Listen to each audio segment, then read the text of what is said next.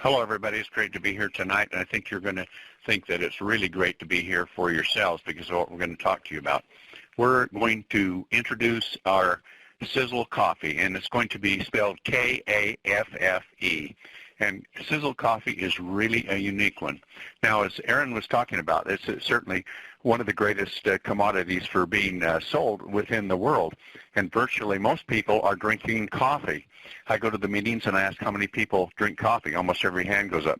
And I say, how many people know 10 people that drink coffee? Every hand goes up. How many knows 100? Every hand goes up. So how much money are you getting paid for drinking coffee? No hands go up. And that's the whole thing. The coffee industry is a massive one, but it's one that I never thought there would ever be a type of a commodity for network marketing. To me, I looked upon it as perhaps like MLM and bread, because I just didn't see what the big factor that would drive coffee. But now that I do know it, and I really know it, we decided to make the world's finest coffee. And it wasn't really difficult to do. It just cost a lot of money to do it. And so with that, we took a look at the coffees that are being sold around in the marketplace. So first of all, when you're selling something, there's three important things that you should do in selling. First of all is find a need. Second is create doubt. And third is provide a solution. So if we take a look at is there a need for coffee? Of course, everybody's drinking it.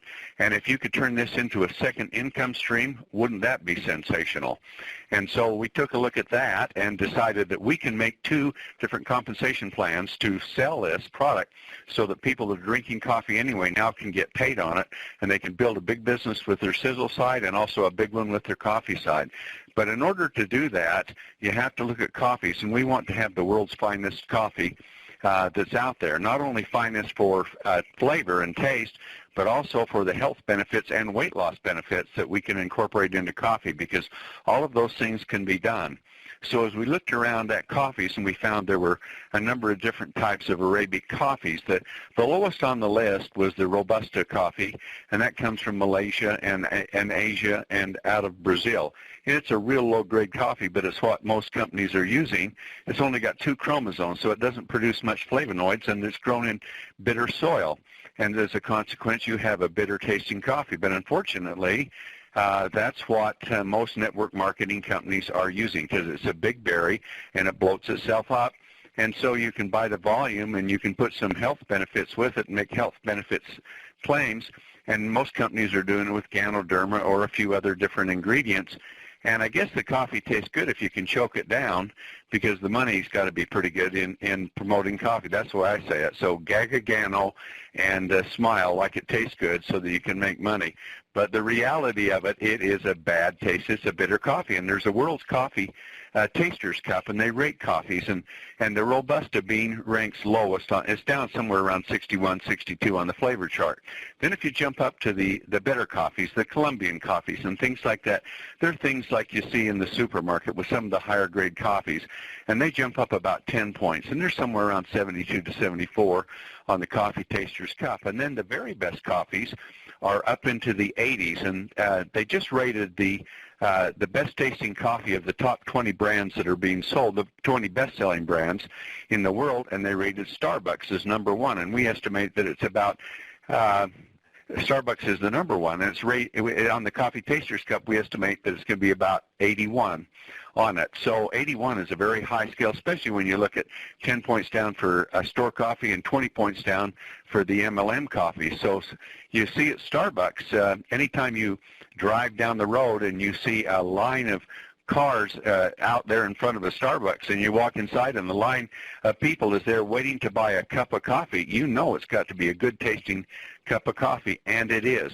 And they have a new system that they've added into it, and it's called microgrind. And they take a Colombian coffee, and then they add some of a coffee from Panama.